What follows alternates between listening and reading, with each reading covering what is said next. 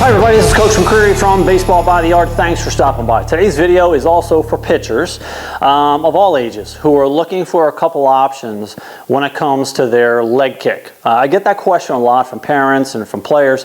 When I bring my knee up, whether it's from the stretch or from the wind-up, like how high should my knee go? Like where should it be? And I see a lot of pitchers mess this up. Probably the biggest mistake I see kids make is they don't bring their knee back at all. They just simply bring their knee up and go forward. And they end up falling towards home plate. They rush, their arm drag. A lot of bad things occur when that happens, okay?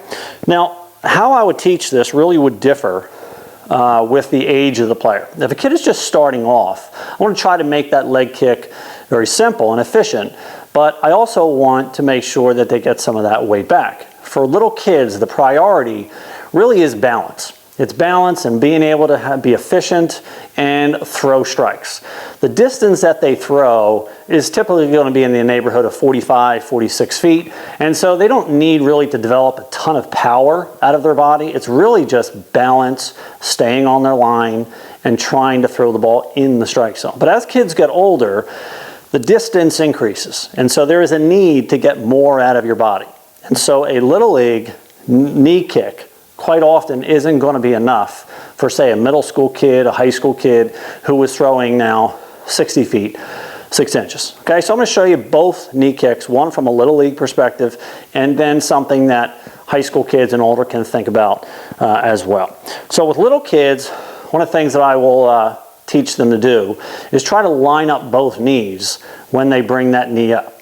So when the kid comes set, his job is when he brings his knee up, to bring it up at least parallel. As long as it's parallel, that's fine. But I also want him to line up this knee with his back knee. And that avoids the problem of a kid just simply lifting his knee up and his first movement is forward instead of back. But I also don't want little kids to be all the way back here either. And that makes them very inefficient as well. So I want two things from little league kids. I want their knee to come up parallel to the ground, so that the knee to the hip, that line is parallel to the ground. And the second priority is to line up both knees. So they're not only bringing their knee up to parallel, they're bringing it back a little bit, and so both knees line up.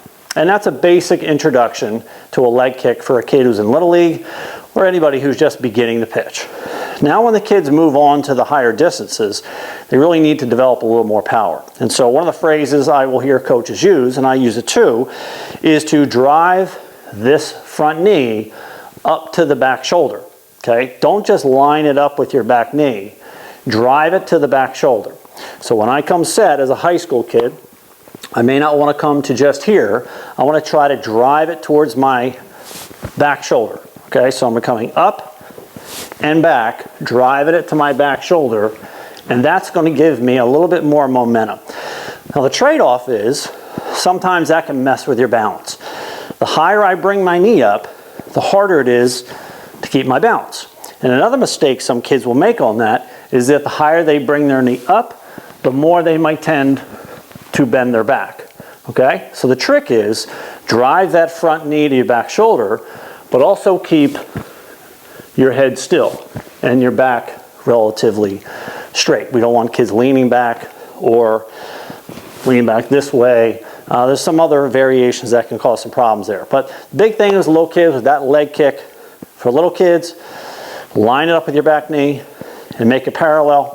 For older kids who are trying to develop a little more power, drive that front knee to your back shoulder, and that might help develop a little more momentum, a little more power on your pitches to handle that longer distance. All right, folks, well, I hope you learned something there. Have a great day. Thanks for tuning in, and best of luck on your baseball journey. Take care, everybody.